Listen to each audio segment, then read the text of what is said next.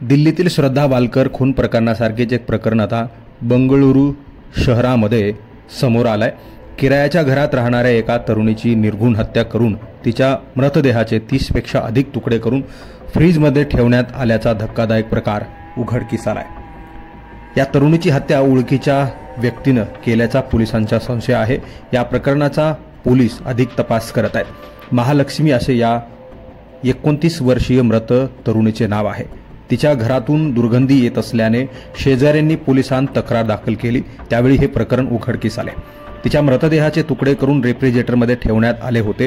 ही घटना व्हॅली केवल पोलीस ठाण्याच्या परिसरातील मल्लेश्वरम भागात घडली आहे।